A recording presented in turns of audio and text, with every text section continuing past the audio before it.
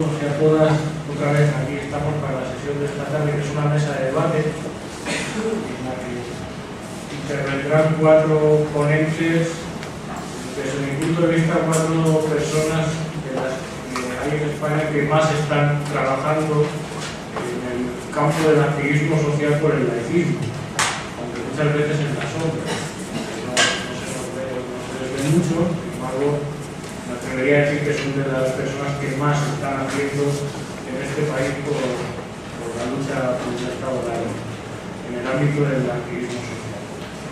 No me voy a extender mucho en las presentaciones. A mi izquierda tenemos a Juanjo Picó, que es miembro de la Junta Directiva Estatal de Europa Laica, y coordinador de Madrid Laico, que es el grupo de Unidad en Madrid. Es coordinador de varios programas, un programa de radio republicana, en fin, mucho, pero tampoco quiere que se entienda demasiado. Manuel Navarro, que es maestro desde 1969, un activista nato, también pertenece a la Junta Directiva de Europa Laica, es uno de los más activos dentro del movimiento laicista en Andalucía, es coordinador de Andalucía Laica.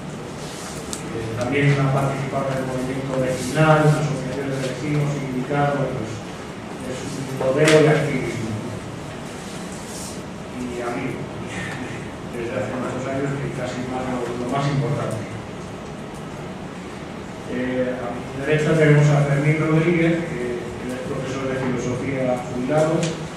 Él es responsable del área de educación en Europa Laica.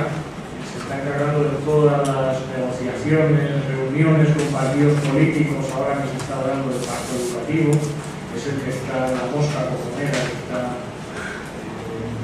todos los días tiene batallas que contar con distintos representantes de partidos políticos en este sentido. Ahora nos hablará del asunto y es un experto, es casi de las personas que más sabe en España sobre el tema educativo, el laicismo, el aspecto educativo. Y al fondo Miguel Ángel López, que es profesor de enseñanza secundaria, también de filosofía, tiene varios, es preparador de oposiciones en este mismo cuerpo, doctorando de la UAM, en la Universidad Autónoma de Madrid, donde estamos, con una tesis sobre el pensamiento religioso de Gonzalo Puente Ojeda, que lamentablemente, aunque como dijo Fernando Loncaro esta mañana, la muerte es una cosa natural de la vida, pues murió ya muy mayor hace poco tiempo. Europa Laica le hizo un reconocimiento público a Gonzalo Puente Ojeda, que él hizo la tesis sobre Gonzalo Puente Ojeda y su pensamiento. Es autor del libro Gonzalo Puente Ojeda, La libertad de conciencia, que se publicó hace 3 años. Y bueno, escritor de muchos artículos dentro del ámbito del laicismo, la libertad de conciencia, desde una perspectiva jurídica, filosófica, y va a aportar muchas experiencias. También es miembro de Europa Laica. Así que sin más, vamos a entrar en el tema de esta mesa de debate, que para no equivocarme le voy a...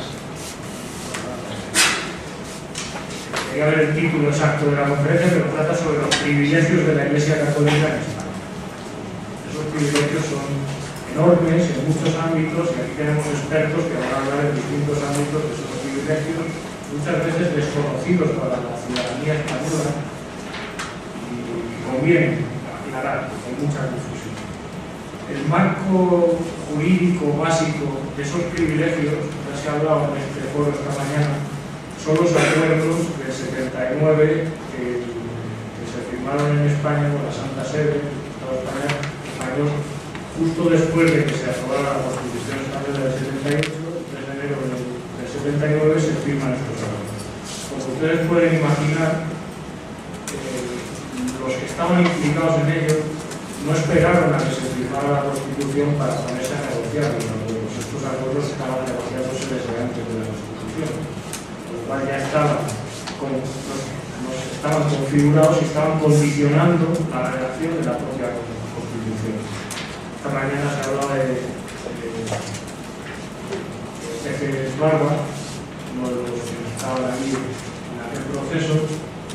Peces Barba, de su vocación, la voy a poner en una ocasión, cuenta como la redacción del artículo 16.3 de la Constitución Constitución española, que dice: ninguna religión tendrá carácter estatal, con un recorrido jurídico y lingüístico muy interesante.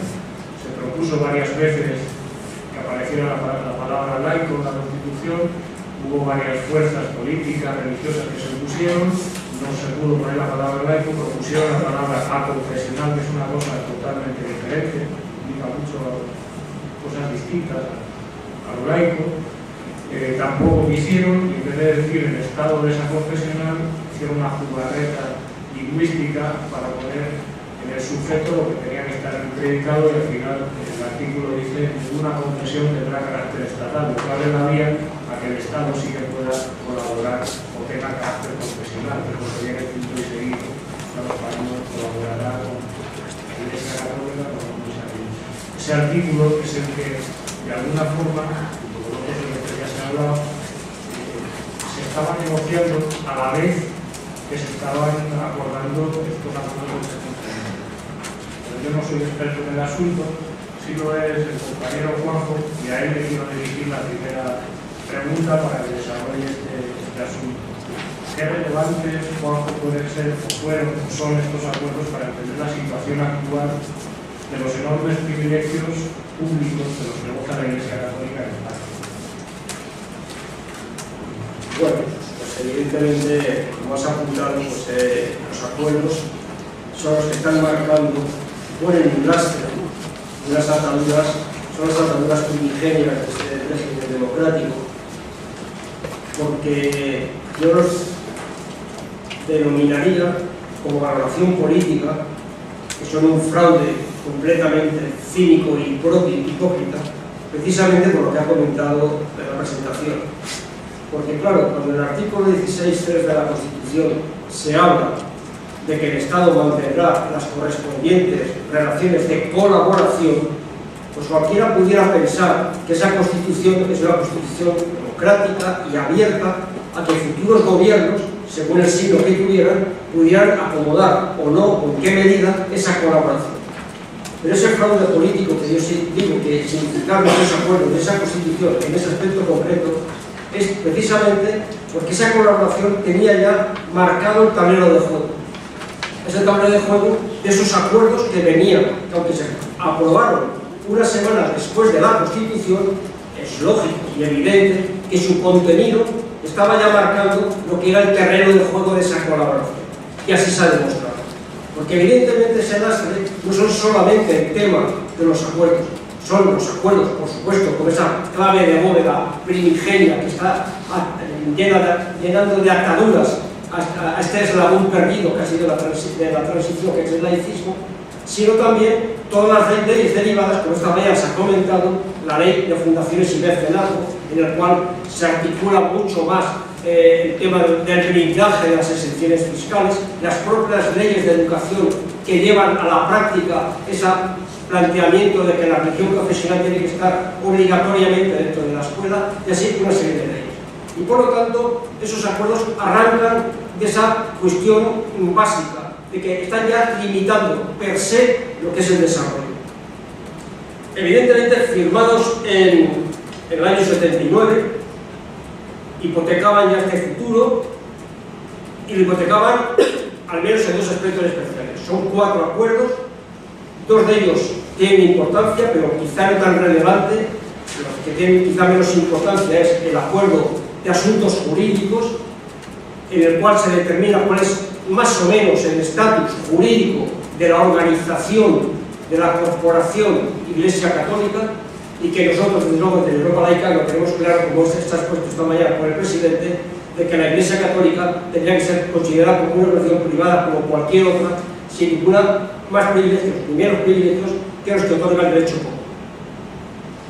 En ellas, en este acuerdo de asuntos jurídicos, es cuando se eleva al reconocimiento de la validez civil del matrimonio canónico, el matrimonio religioso, también de las unidades de los matrimonios religiosos, y ahí pues, bueno, se generan situaciones extrañas porque parece ser, según los acuerdos, que una persona por casarse de la iglesia automáticamente tiene que estar registrada como matrimonio civil, y lo mismo que si se separa por una nulidad canónica, por las razones que se expongan, necesariamente tiene que asumirse como el divorcio civil. Y hay contradicciones en esa traslación de lo canónico a lo civil.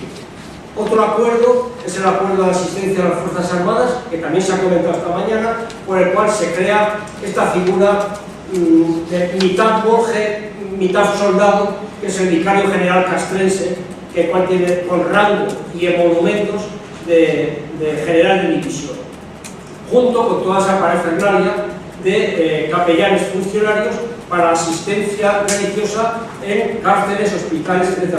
Eso, en todo caso, debería estar separado del Estado y, por supuesto, pagado por cada una de las propias confesiones.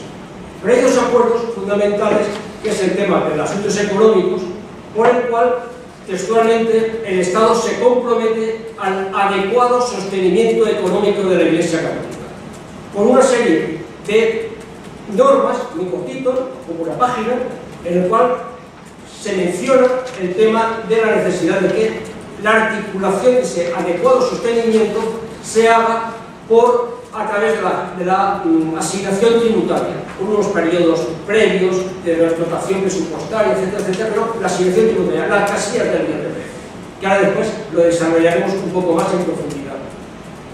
En ese mismo acuerdo se habla de el paquete gordo de exenciones fiscales, que después hablará más en concreto Manolo, pero que realmente supone ni más ni menos, y con todas las palabras, que la Iglesia Católica actúa en España como un verdadero paraíso fiscal. No declara, no tributa, no se le fiscaliza, porque no paga ningún impuesto excepto el del IVA, y eso porque fue obligado por la Comunidad Económica Europea. Y además con una serie de exenciones a nivel de las tasas municipales, que también hay que hablar al respecto.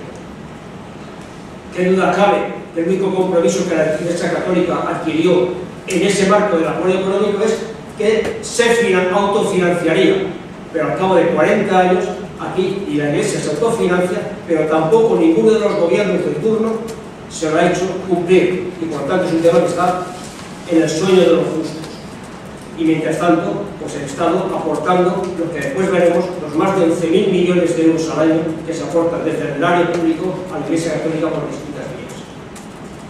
Y está el otro acuerdo, que es el acuerdo sobre la enseñanza y asuntos culturales, que desarrollará más en profundidad Fermín, que evidentemente es donde básicamente se delimita la obligatoriedad de la asignatura de religión católica, y no el hecho religioso, que esta mañana se ha planteado aquí por algunos de los asistentes, la asignatura confesional católica que esté en el currículum de las escuelas, aparte de otros temas universitarios. Claro, claramente esto ya choca directamente con muchos aspectos de lo que es de los derechos fundamentales, la libertad de conciencia, el tema de la financiación, etcétera, etcétera, que después desarrollará Fermín.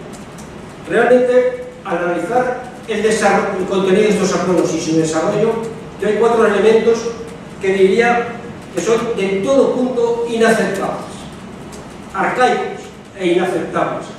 Primer elemento clave, y clave bajo el concepto de lo que es el laicismo, es que en ellos está materializada, pero vamos, de A a la Z, el tema de lo que es la intromisión de lo que es el ámbito privado de las creencias cuando han traspasado la raya roja e intentan modular las actuaciones de lo público, lo común.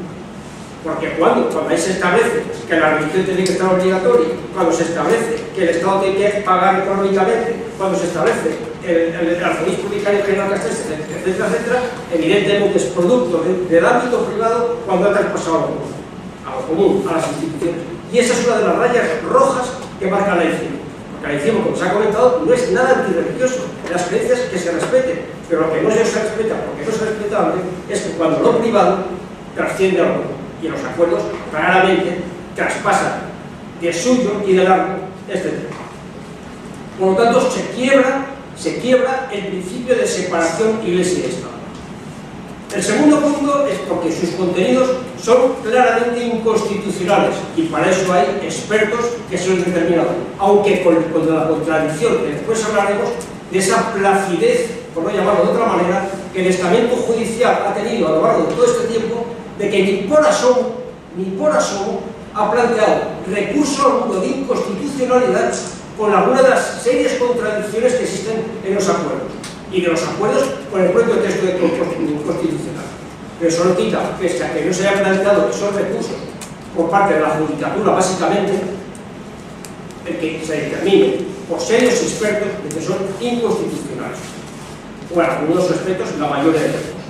El tercer punto de valoración es la ausencia total de reciprocidad que existe en esos acuerdos. La lectura de esos acuerdos lo único que significa son beneficios y derechos para la Iglesia Católica, por contra, costes y obligaciones para el Estado sin contrapartida alguna. No hay una cosa que diga, bueno, se apaga la financiación con la financiación tributaria y como contraprestación, etc. Son unidireccionales. Es decir, la ausencia total de bilateral de reciprocidad. Por no hablar de la pérdida de soberanía, si es que no hubiera bastante, que significa que textualmente en los acuerdos su interpretación y su implementación se hará de mutuo acuerdo. Entonces cualquiera se puede preguntar, ¿cómo puede hacerse de mutuo acuerdo? Como si fueran dos entidades de misma capacidad colegisladora, cuando lo que se está hablando es de legislar en cosas que son de exclusiva competencia de los civiles.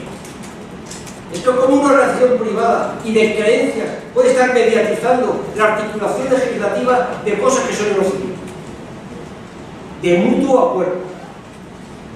Y por no hablar de, pues eso, de que están hechos con una organización privada, que es la Santa Sede, que ya ni por asomo entre Estados, porque si bien está, es cierto que el Estado Vaticano habría que echarle el comer aparte, si eso es un Estado, pero ya con la Santa Sede, que la Santa Sede no es ningún Estado. La Santa Sede es la organización máxima de los creyentes.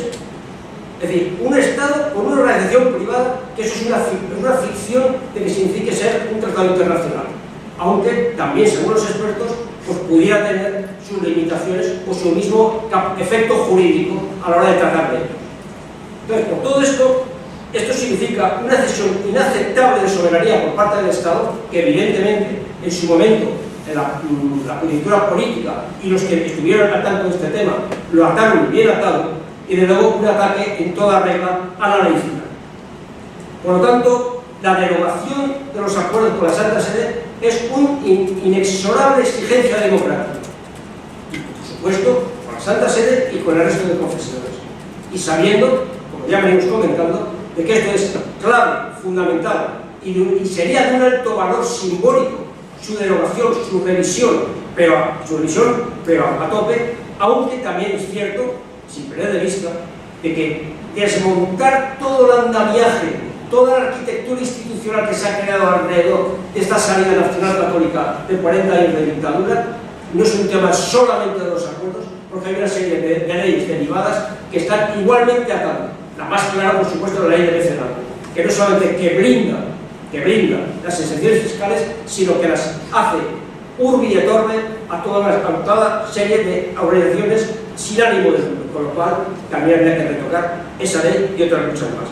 Bueno, la ley de libertad religiosa, que también en la ley de libertad religiosa, que por supuesto había que exigir la ley de libertad de conciencia, también la ley de libertad religiosa se habla de que la religión, la asignatura de la religión, tiene que estar en las escuelas. Es decir, que no solamente son los acuerdos, sino todas las leyes derivadas, como otras muchas más.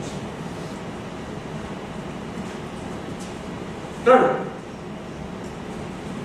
es que esta arquitectura institucional tiene elementos realmente pues, sorprendentes, como por ejemplo hace un par de meses, cuando se eleva una consulta o una reunión del Tribunal de Cuentas, y el propio Tribunal de Cuentas, evidentemente, en función de la correlación política, las fuerzas políticas que hay en el Consejo, en el Tribunal de Cuentas, decide, pero así, a la llana, de que lo que se le entrega a la Iglesia en el erario público, eso no es fiscalizado.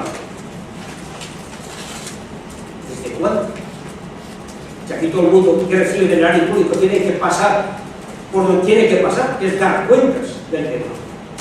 Es decir, y por no hablar de este tema que comento, de las variopintas sentencias judiciales, todas ellas jugando con el tema de la colaboración, no jugando con el tema de la colaboración, y me es igual que esto lo determine el Tribunal Constitucional o no lo determine, para decir que al menos bajo el punto de vista de la Europa laica son claramente inconstitucionales. Hasta el punto que tiene que venir los tribunales europeos, aunque en muchas cosas no tienen capacidad vinculante respecto a la normativa interna, para ponerle la cara roja al gobierno español por estas situaciones de privilegio. Como ha podido ocurrir con el tema de Getafe, que se ha comentado como esta mañana aquí, del tema de las exenciones fiscales de favor que tiene la Iglesia Católica para actuaciones mercantiles, y aunque Europa laica apunta de aquí todos los ciudadanos somos iguales y todo el mundo tiene que pagar por igual, pero es que ya no solamente es que se quede exonerado en los lugares de culto, sino que en Getafe pues también querían que también estuviera exonerado los lugares mercantiles. Y antes se tiene un tironcito de orejas de los tribunales europeos para decirles, hombre, que esto ya canta un poco demasiado. Como no hablar en diciembre del pasado la inmatriculación en la provincia de Palencia, que igualmente tuvo que pagarle un tironcito europeo, eso sí, pagado por el erario público, la multa que se le puso al Estado de 600.000 euros por una inmatriculación mal realizada.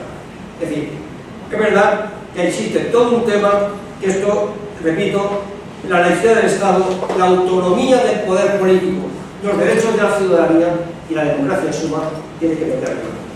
¿Y qué? Como has citado los acuerdos, concretamente un tema muy curioso, quería preguntar qué iba a salir de esto. En los acuerdos sobre asuntos económicos, el artículo 2.5, un tema muy curioso. Dice así: la Iglesia Católica declara su propósito de lograr por sí misma los recursos suficientes para la atención de sus necesidades. Estos acuerdos, en algún punto de estos acuerdos se declara el objetivo de la Iglesia de autofinanciarse. ¿En qué medida se ha logrado esto en la situación actual? Que está claro que no se ha logrado. ¿Y cuáles son las vías de financiación económica que tiene la Iglesia a través del erario público?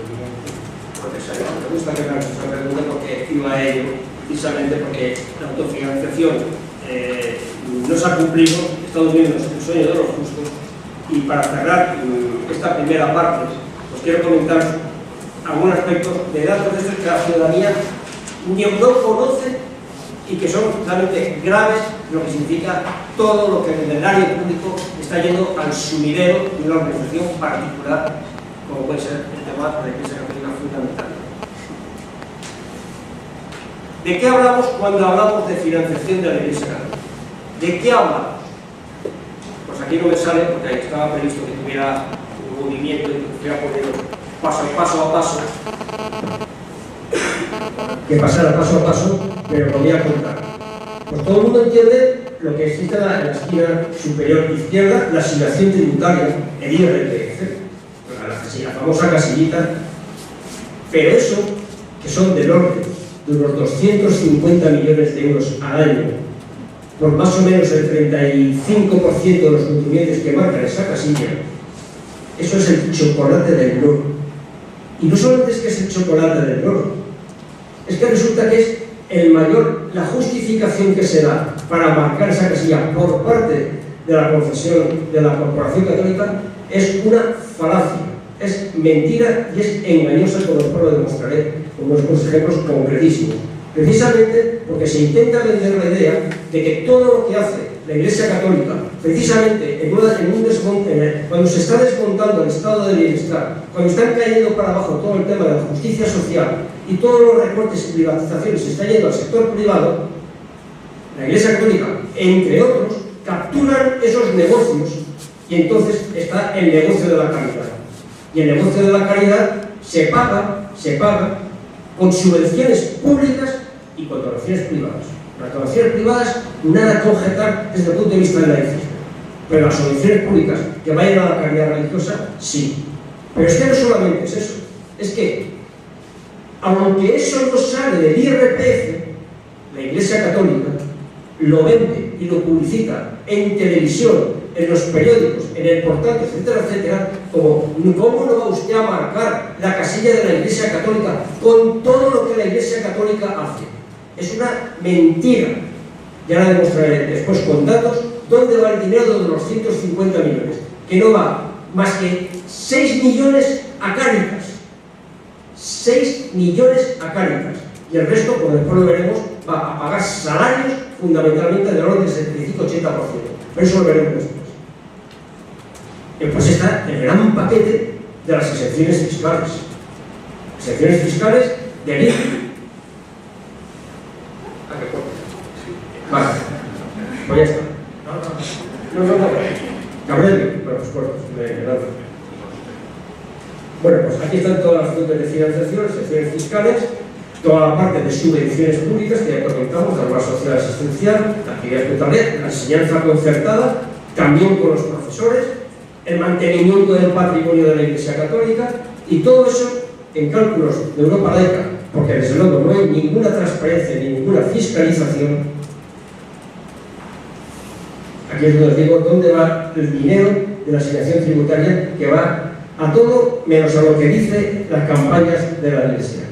Y todo, repito, todas esas fuentes de financiación de la Iglesia, las directas e indirectas, en cálculos de Europa laica, ascienden a más de 11.200 millones de euros al año. Por parte directa del IRPF, como está en la primera línea, unos 250 millones directamente por la X de la Iglesia Católica y unos 100 millones que recibe de ONGs de las que se marcan para fines sociales, y después por todo el capítulo que tenéis ahí de aportaciones del erario público a la Iglesia Católica. 11.200 millones, y todo lo que se queda sin cuantificar porque no hay datos, ni incluso por la propia Iglesia, que lo pueda cuantificar por el tema de las participaciones, de las donaciones, etcétera, etcétera. Aquí están las falacias del discurso episcopal. La única cosa que dice de verdad de la asignación tributaria es que cuando más carga X, ni pagas de más, ni te devuelven de menos. Eso es cierto, es una desvergüenza que se hace. Eso es cierto. Porque tú te pagas 100, paga 100. Lo único que pasa es que cuando él paga 100, antes de que se quede en la hucha, está saliendo ya para la Iglesia Católica. Y que bueno, todo lo demás son falsedades de todo color. Pero ahí está la ley, ahí está la capacidad publicitaria. Y sobre todo, que toda esa publicidad se hace pagada con precisamente la casilla del IRPF. Nada más. Para el debate, lo que quieran. Muchas gracias. Siento cortar aquí a vos, pero para que haya tiempo luego para un debate con ustedes, pues no me queda otra solución. Juanjo ha hablado mucho de los privilegios económicos. Vamos a salir de ese tema. Por eso le quiero preguntar ahora a otro de los expertos en este tema, que como soy, que es Manolo, además activista, una persona que conoce los procedimientos de la financiación y activista para estos asuntos. Manolo, quisiera preguntarte, tú que sabes mucho de esto, ¿en qué consisten exactamente esas exenciones fiscales? Porque una cosa es la financiación que hace el Estado a través de diversas vías, como ha dicho Juanjo, de la Iglesia Católica, y otra cosa es algo que la Iglesia Católica no reconoce, y es que las exenciones fiscales también es dinero público, que el Estado deja de ingresar y por tanto menos dinero que el Estado tiene para sanidad, educación y demás. ¿Nos podrías hablar un poco de esa? Sí, os voy a hablar de eso, pero me gustaría contextualizar el tema de el por qué existen ese tipo de privilegios económicos y financieros a la Iglesia Católica. Y eso viene de lejos. Viene de lejos porque hasta el año 1837 en España existía, lo mismo que en otros países, lo que se llamaba el tiempo. Era la forma de financiación que existía por parte de la Iglesia. Es decir, se le aportaba una décima parte de los ingresos, se le aportaba a la Iglesia Católica. Entonces esto se paralizó, como digo, en 1837, aunque luego, con necesidades de la guerra carlista, en 1841 todavía quedó vigente, pero precisamente en el concordato que se firma entre Isabel II y el Papa Pío IX, pues ahí se plasma ya el hecho de que el Estado se compromete a costear los gastos de la Iglesia Católica. Es el primer momento en el que de forma jurídica se establece la financiación del Estado a la Iglesia Católica. Y una parte de esa financiación, bueno, la financiación es múltiple, como se ha hablado antes, pero una parte de esa es importantísima, es el tema de la financiación vía exención. Y tengo que decir que yo voy a hablar fundamentalmente de la exención del IBI, pero también habría que hablar de las exenciones del IVA. Lo que pasa es que, muy someramente, simplemente me gustaría comentar que con el tema del IBI, que afortunadamente fue un tema que venía recogido en los acuerdos con la Santa Sede, viene recogida también la exención tanto de los tributos reales como de los tributos tipo IVA, de tributos tipo consumo. En los acuerdos con la Santa Sede no se ponen los impuestos por nombre y apellido, sino que simplemente se habla de impuestos al consumo, todos los impuestos que fuesen, impuestos de rentas, impuestos de reales, etc., ¿no? El IBI es un impuesto real, el IVA es un impuesto al consumo. Bueno, pues esto afortunadamente se consigue eliminar después de muchos esfuerzos en el año 2006. Pero el hecho de que se suprima la exención del IVA a la Iglesia no quiere decir que la Iglesia no tenga actividades que estén exentas del pago del IVA. Lo digo porque, por ejemplo, cuando uno entra a una catedral, paga una entrada. Y alguien dice, ay, pero es que aquí no figura el IVA. Ni figura el IVA, ni va a figurar, ni tiene obligación de figurar. Y la Iglesia está exenta del pago de ese IVA por la entrada a ese monumento. Porque la ley del IVA de 1992 así lo estableció. Las prestaciones de servicios que a continuación se relacionan, efectuadas por entidades de derecho público o por entidades o establecimientos culturales privados de carácter social, están exentos.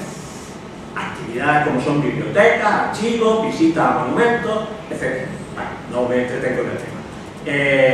Lo digo simplemente ligándolo a un tema que ya ha surgido en varias ocasiones, y es que el problema de la financiación de la Iglesia no solamente está ligado a los acuerdos en sí, sino a la ley de mecenazgo. Porque en los acuerdos se establece que tanto la Iglesia como corporación, digamos, conferencia episcopal, órdenes religiosas y todas las asociaciones de tipo canónico, es decir, algo que antes no se ha comentado es que en los acuerdos jurídicos se establece que todas las asociaciones que establezca la Iglesia con carácter canónico están exentas de constituirse por la ley de asociaciones y que además, por el hecho de ser canónicas, ya tienen todos los derechos atribuidos por la ley de mecenazgo a las asociaciones sin ánimo de lucro, más otros privilegios propios de la Iglesia Católica. Por tanto, lo de la ley de mecenazgo es un órgano total. Y cuando algún político habla simplemente de darle algún retoque a esta ley, pues realmente es algo espeluznante, porque nos podemos tragar con sopa muchas cosas que podamos creernos que suprimiendo los acuerdos con la Santa Sede ya lo hemos resuelto, con la Santa Sede y con las otras confesiones religiosas que tienen acuerdos muy similares al de la Santa Madre Iglesia, ¿no? Entonces, bien, digo que me iba a centrar, pero no quería soslayar ese para que veáis que la exención no es solamente del IBI, sino que es del IVA, es del ICIO, es decir, del impuesto de construcciones. Luego en el debate, porque no me va a dar tiempo a ponerlo ahora, podemos comentarlo si lo veis interesante, y la última sentencia que ha habido por parte del Tribunal de Justicia de la Unión Europea sobre el tema del ICIO, y veremos la ambigüedad de la propia sentencia y, en fin, muchas cosas que decir, pero si os interesa, después porque si no me va a cortar y no va a tener tiempo para hablar de las dos cosas que yo quiero hablar fundamentalmente, que es el IBI y la inmatriculación. Y voy a hablar desde la perspectiva de los estudios que hemos hecho, yo soy de Granada, y de los estudios que hemos hecho tanto en Granada como en Andalucía, que estamos haciéndolo ahora mismo, y para eso hemos reclamado, los datos que tenéis aquí corresponden a Granada capital, y corresponde a un estudio que hicimos el año pasado y ahora estamos haciendo un estudio de toda Andalucía, para lo cual hemos solicitado las exenciones del IBI a un total de más de 300 ayuntamientos, de los cuales hasta el momento tenemos los datos de aproximadamente unos 180, algo más de la mitad. Y no están tablados totalmente en su totalidad, sí en lo que son las exenciones a la Iglesia, pero no, por ejemplo, en un tema también que me interesa mucho, que es el tema de las fundaciones, que se eximen no por los acuerdos con la Santa Sede, sino por la ley de mecenazgo. Porque incluso muchos bienes inmuebles y rústicos que tiene la Iglesia entendida como gran corporación. No pensemos en la Iglesia como la conferencia episcopal, no pensemos en la Iglesia como las parroquias, tenemos que pensar en la Iglesia con eso, más todas las órdenes religiosas, más todas esas entidades de derecho canónico a las que antes me refería, que son miles y miles y miles. De ahí la complejidad que tiene el asunto. Pues bien, cuando uno, por ejemplo, me pongo a ver cuáles son esas exenciones, pues veo artículos de los acuerdos con la Santa Sede, porque corresponde la exención a una propiedad que figura como del obispado. Pero hay una gran cantidad que figuran de la orden de las hermanitas, de no sé qué, de no sé cuánto. Exención a artículos de la ley de mecenazgo. Son muchísimas las que entran por esa ley.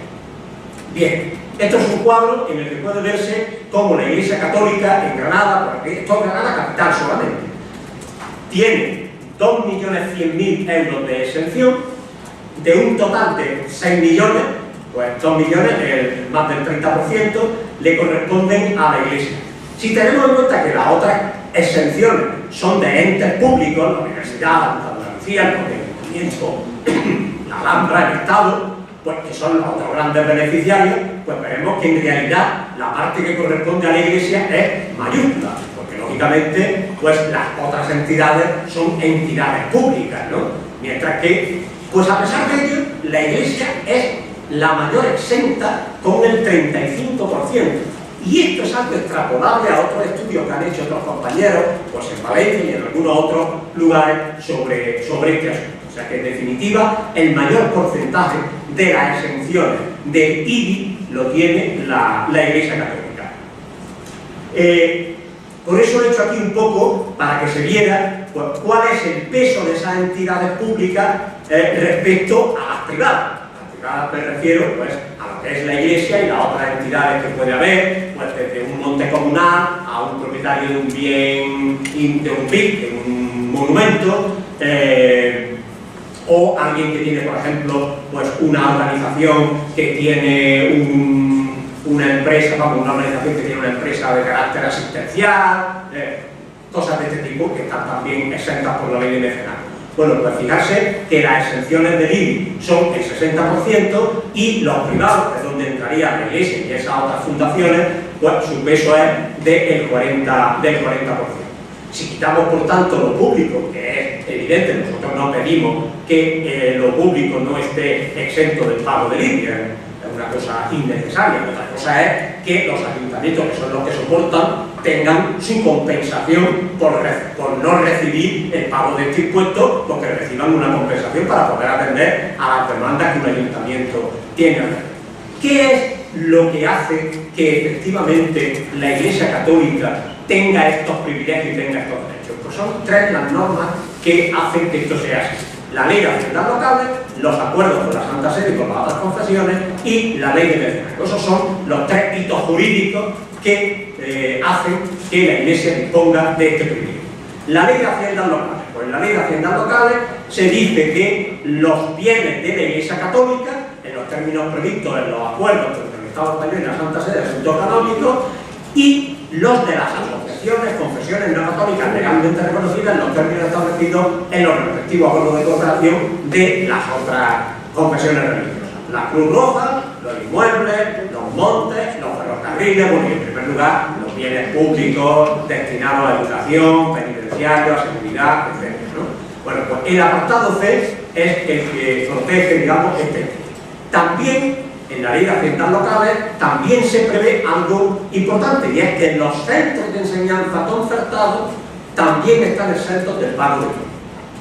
Y fijarse el peso que tiene la enseñanza concertada en España y todos los colegios de carácter religioso que tienen. Pero hay otra cosa que a mí me sorprende todavía más, ¿no? Me llama más la atención, ¿no? Y es que mientras que los centros sanitarios de la Iglesia, por ejemplo la Orden de San Juan de Dios, tiene un montón de centros hospitalarios, hay un montón de monjitas que tienen centros hospitalarios o centros asistenciales, mientras esos están exentos del pago del IBI, los hospitales públicos será en función de las ordenanzas municipales que hay en cada ciudad el que tengan o no tengan esa exención de IVA.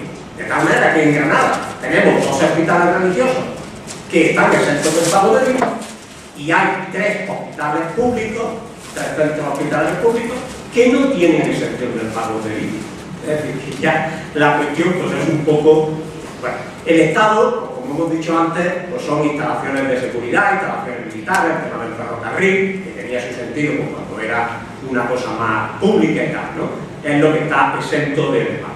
La Junta de Andalucía, pues fundamentalmente los centros escolares públicos y fundamentalmente pues, los monumentos, juzgados y cosas de estas que dependen de la Junta de Andalucía. La universidad, la Alhambra, como monumento, después están los locales de Cruz Roja, que están exentos por la ley de haciendas locales expresamente, los centros docentes.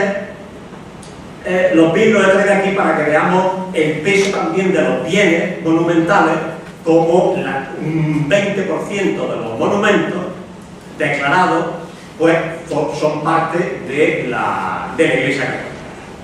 Aquí lo que os decía antes, de cómo los hospitales públicos sí están pagando el IBI, en el caso de Granada, porque las ordenanzas de Granada no establecen esa exención, y en cambio los religiosos sí tienen que pagar.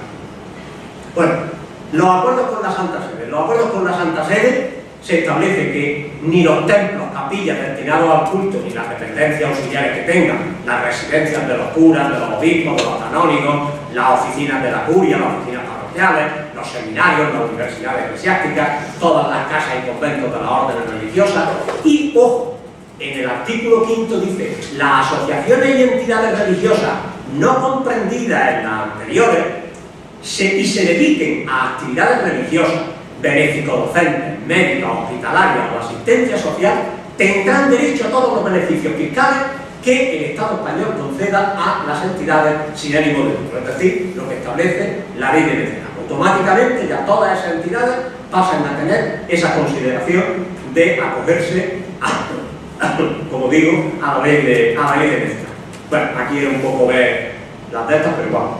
Pero lo que quería comentar es porque no solamente son templos los que están exentos, ni templos, seminarios y tal, los que están exentos del pago del IBI, sino que, como vemos en este gráfico, estoy hablando de esto en el caso de Granada Capital, pues vemos que los templos es un 20%, mientras que el resto son actividades. Y algunas actividades tan curiosas como las residencias universitarias que tienen fundamentalmente las órdenes religiosas, sobre todo monjas, principalmente, o la gran cantidad de centros asistenciales de las órdenes religiosas, que como os fijáis, casi es un 40% de las exenciones que tiene la Iglesia.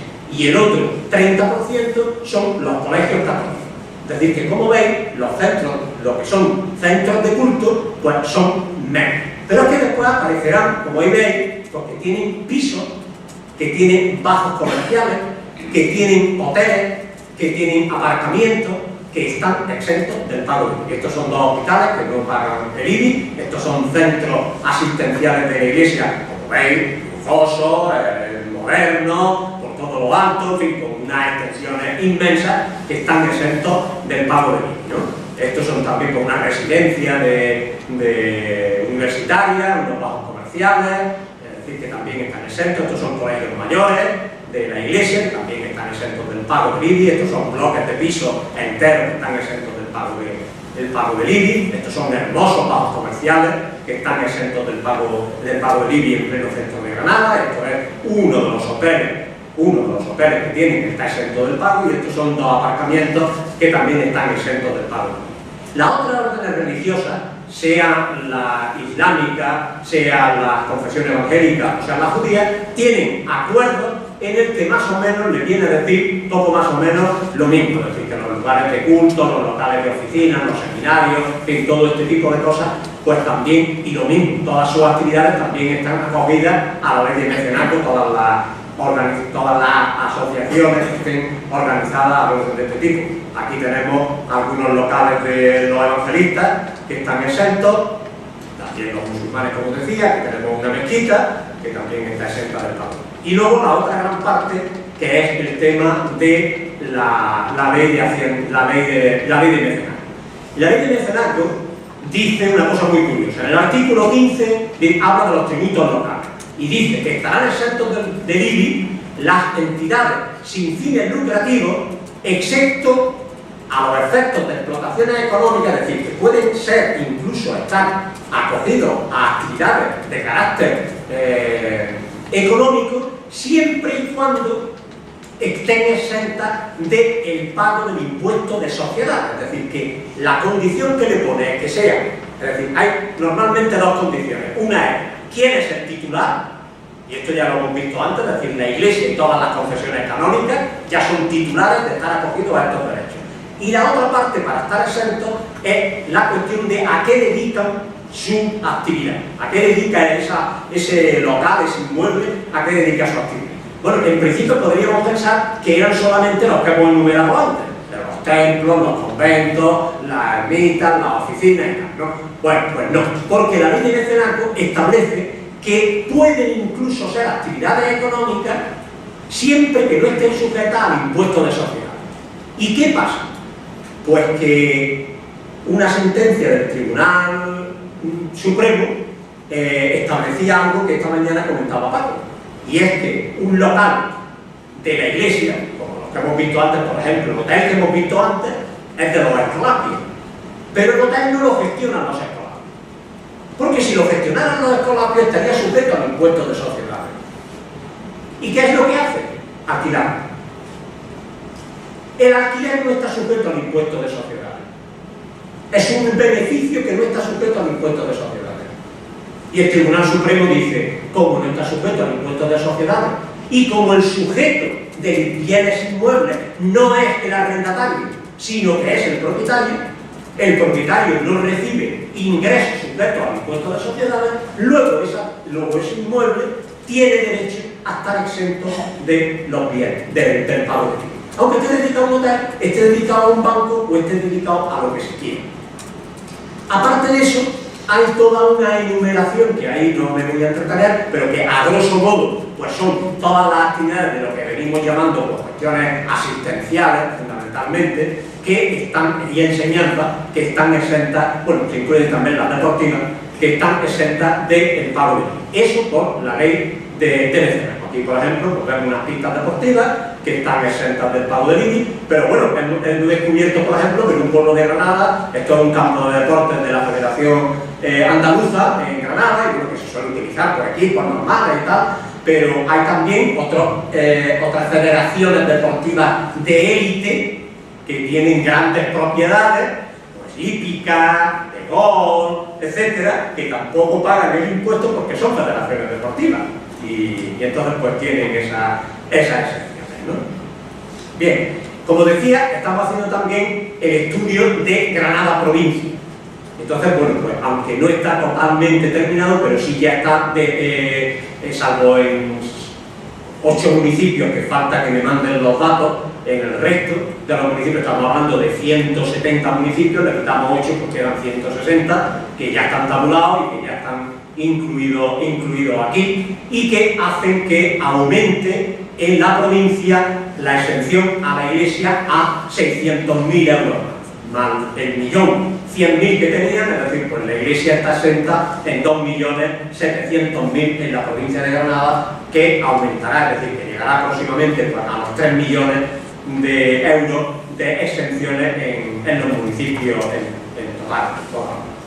Y eso podemos extenderlo a otros sitios, porque aquí os he traído un cuadro con algunos datos que tenemos. Bueno, porque claro, aquí hay una opacidad también total y absoluta, es decir, que aquí, fijarse que para el tema del IBI, llevo detrás de que pasen esos datos un año. No penséis que esto es una cuestión. Se manda la petición al ayuntamiento y eso hará una ley de transparencia y buen gobierno que permite que efectivamente un ciudadano o una asociación podamos reclamar esos datos y tengan que dárnoslos. Bueno, pues a pesar de ello, de 160 municipios que fue la primera tanda, de esos 160, solamente 10 contestaron. Solamente 10. Después ha habido que denunciarlo al Consejo de Transparencia, que es un órgano de la comunidad autónoma, también hay otro órgano a nivel estatal, pero a nivel de Andalucía quien lleva el tema es un órgano autonómico. Cuando el Consejo de Transparencia reclama al ayuntamiento que pase los datos, bueno, pues entonces empiezan a llegar a cuentagotas, te llaman por teléfono, ay, perdone, disculpe, que tal y que cual, que se los mandaremos, que los estamos tal, que... Bueno, a pesar de lo que, por tanto digo, la opacidad es así. Y lo digo al hilo de que, por ejemplo, ahí veis Madrid y pone unos 15 millones. ¿Por qué pone unos 15 millones? Pues porque en realidad el ayuntamiento, a los compañeros de Madrid, le ha dado unos datos globalizados. El problema de los datos globalizados es que, como decía antes, gran cantidad de los bienes de la Iglesia Católica no figuran como propiedad del arzobispado, sino que figuran de órdenes religiosas. Y no ha acogido a los acuerdos con la Santa Sede, sino ha acogido a la ley de mecenazgo. Entonces, ¿qué ocurre? Que los datos que le ha dado dicen 6 millones del arzobispado. Y ahora, de fundaciones, pues no me acuerdo ahora mismo cuánto eran, 15 o 12 millones de fundaciones. Entonces, claro, yo he hecho una transposición, digamos, equiparable a los datos que me vienen dando de los otros ayuntamientos y entonces pues salen unos 15 millones. También hay que tener en cuenta otra cosa importante, y me va a regañar y yo voy a pasar las matriculaciones. También hay que tener otra cosa importante, y es que los bienes de la Iglesia, muchos de ellos, pues tienen un IBI ridículo. Por ejemplo, 3 locales comerciales en el centro de Granada, pagan un IBI menor, pagarían si lo pagasen, ¿no? Pero bueno, tienen una cuota de IBI menor que el pisito, que yo tengo un pisito de 60 metros cuadrados en un barrio que está catalogado en un barrio de tercera, mientras que ellos están en el centro de Granada, que es de primera, tienen 3 locales comerciales, 3 bajos comerciales, que tienen más de 100 metros cuadrados y que, sin embargo, pagan menos IBI. Lo digo para que entendamos por qué, por ejemplo, pues la Catedral de la Almudena aquí pues tendrá un IBI ridículo, lo mismo que la Catedral de Granada pues tiene un IBI ridículo. Lo digo para que también sepamos valorar las cuantías. Bueno, ahí no tenéis los datos, no los digo, y paso al tema de las inmatriculaciones. Bueno, yo simplemente así, que Manolo empieza a hablar y... Diré que lo pare. Ya tengo la trampa esa, sobre todo con los medios de comunicación. Como sabe, es un experto en la materia, sabe todos los engranajes, ponernos en la inmatriculación. A mí me interesaba que la gente supiera cómo el tema de las inmatriculaciones, que es un tema que ha salido a la opinión pública ahora, se ha conocido ahora, un poco a destiempo en algunos casos ya, cuando ya por ejemplo en la mezquita de Córdoba hay poco que hacer, aunque todavía hay días. Si quieren lo vamos a dejar para el momento del debate, para dar paso, para no comernos más tiempo que los ponentes, simplemente para cerrar el apartado de los asuntos económicos. Oyendo todo este tipo de secciones y tal, que me estoy trasladando ahora a Madrid con cuestiones laborales y buscando piso, no le entran ganas de hacerse cura. Si no fuera por el celibato. De todas maneras, te diré que si tú eres cura y te compras un piso, paga IBI igual que yo. Tienes que comprar la iglesia católica. Es que hay también el dicho ese de pon una capilla en tu casa y ya no pagas. O sea, la cosa en su punto también. Te hemos dicho que tiene que ser el titular y tiene que ser el uso, tienen que congeniar las dos cosas. De todas maneras, sobre la inmatriculación de 2 minutos y ya pasamos lo digo por dejar un poco y luego ya en el debate profundizamos un poco más la cosa. ¿Qué es el tema de las inmatriculaciones? Pues el tema de las inmatriculaciones es un derecho que proviene. Aquí podría mezclarme y retrotraerme precisamente a la época de las desamortizaciones, porque precisamente todo el tema de las inmatriculaciones viene de ahí. O sea, las desamortizaciones le conceden a la Iglesia la posibilidad de que haga un registro de bienes que no estaban a que estaban amortizados, que no estaban en la desamortización, y de ahí después las leyes hipotecarias posteriores, desde Isabel II hasta Franco, pues han ido recogiendo un hecho, y es que los obispos pudiesen llevar a cabo, digamos, este tipo de, digamos, como de dar fe de que ellos eran propietarios de un inmueble. Y esto lo recoge la ley hipotecaria, y en esa ley hipotecaria, que afortunadamente pues ya está derogada, y que recogía el derecho y equiparaba a los obispos, los equiparaba como si fuesen fedatarios públicos y como si fuesen autoridades públicas, algo muy propio de la legislación de los años 40 con el franquismo, como el mismo Tribunal Constitucional establece en orden a otra sentencia que es sobre la ley de arrendamiento, que si después os interesa, después la comentamos en el grupo. ¿Y qué hacen? Porque los obispos podían simplemente, por una nota simple, tenemos pues el registro del por qué se le da a la catedral de, la catedral de Granada, iba a decir, porque también lo hemos visto, a la mezquita de Córdoba, se le da a la Iglesia Católica la titularidad registral, de la. Bien, y solamente, después ya en las preguntas hablamos, pero simplemente recordar que esto en el 2015 se suprimió con una ley, claro, porque ya estaba todo inmatriculado, y si no, bien hizo la Iglesia con inmatricular aquello que no estaba. Porque en Granada hemos hecho un estudio de todas las iglesias, digamos, históricas del centro de Granada, y de las 19 hay 17 que han sido inmatriculadas en el mismo año 2015, cuando en el 2014 teníamos certificados registrales negativos de su inmatriculación. Y justo antes de que termine el plazo de la nueva ley, pues entonces lo han hecho el registro. Bien, ya. Tampoco hubiera sido mal ser obispo antes y quedarme con algo de lo que había por ahí. Bueno, los asuntos económicos y fiscales no son los únicos privilegios que tiene la Iglesia Católica en España y que afectan directamente a toda la ciudadanía. Quizás uno de los apartados más controvertidos y quizás el más blindado, el mejor blindado por la Iglesia Católica es el del ámbito educativo. La educación es un problema muy grande y ahí es donde la Iglesia Católica se ha preocupado mucho de limitar los privilegios que tiene. Y en ese ámbito tenemos aquí casi al experto mayor que hay en España, del activismo social sobre privilegios educativos de la Iglesia Católica, que además es uno de los que más hacen de mosca cojonera en todos los barrios políticos. Entonces yo, Fermín, te pediría que desgranaras un poco esos privilegios que tiene la Iglesia en el ámbito de la educación, en el contexto del actual pacto educativo, del cual se está hablando ahora, incluso si pudieras contarnos algún chascarrito de los que no conocemos todavía, de los últimos días, pues mejor.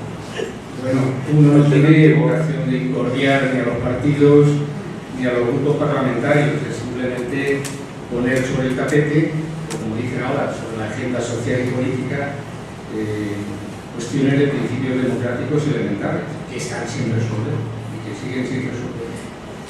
Les voy a perdonar un poquito porque el mismo título del curso, que es las relaciones entre la política y la religión en el siglo XXI, siempre que se ha aludido al siglo que hemos empezado, pues parece ser que es que estamos en un momento de progresión, de que ciertas rémoras del pasado, que allí siguen, pero que poco a poco se van a superar y que el horizonte es positivo, ¿no? Es decir, será un horizonte más democrático y yo creo que hace falta tocar tierra.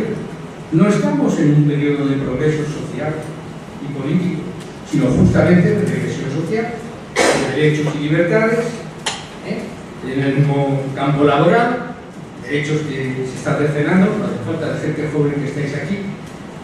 Cuando se dice los jóvenes de ahora no tienen en el horizonte vivir mejor que sus padres, bueno, pues eso es regresión social. Veamos simplemente en la gran democracia de Estados Unidos las regresiones en libertades.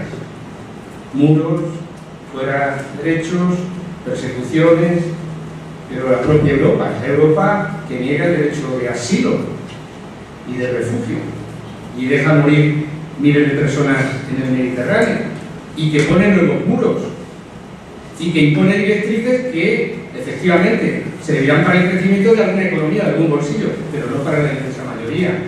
En España estamos viendo, ¿no?, desde las leyes de Mordaza que se han hecho, es decir, no estamos en hay que quitarse esa ilusión. Y por tanto, la ilusión también de que, bueno, la sociedad es cada vez, está más secularizada y por sí mismo, pues bueno, esas rémoras que han sido el peso ese de la unión del altar y la corona, la gran influencia de las iglesias, pues por sí mismo en la modernización se va a superar. Por sí mismo no, porque caben bastantes regresiones.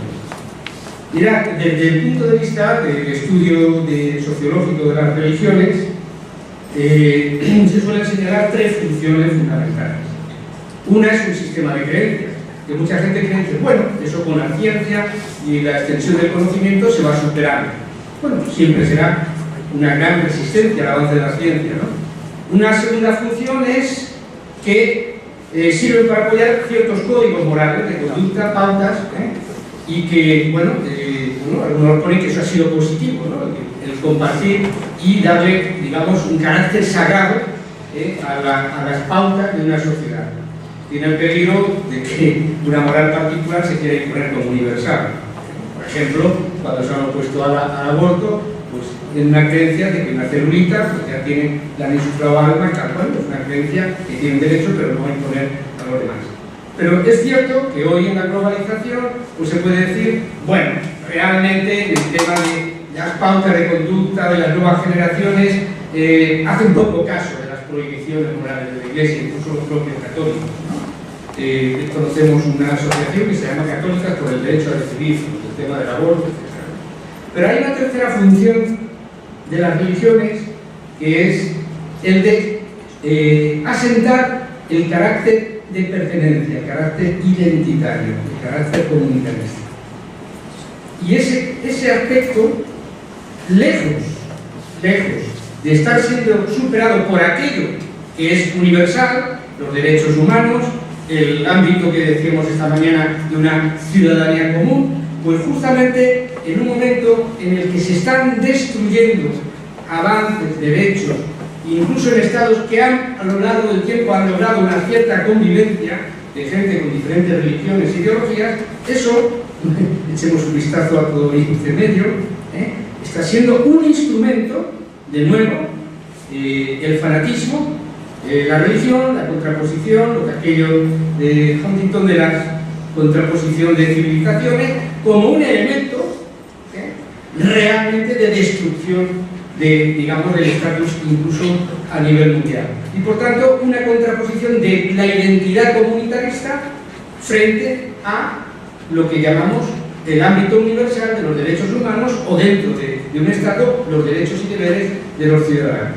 Y eso no solamente es un interés, que estoy diciendo, pero hoy mismo, antes de ayer venía, ¿no?, que incluso en Suecia, tan avanzada, hay barrios donde se rigen por una ley de acuerdo a la comunidad, la Sharia, y por tanto eso va realmente tener en cuenta que no es inocente y que, de nuevo, igual que en la historia, las religiones han podido ser utilizadas como instrumentos de confrontación, persecución y división. Hoy, cuando precisamente se está destruyendo los marcos nacionales, estatales, está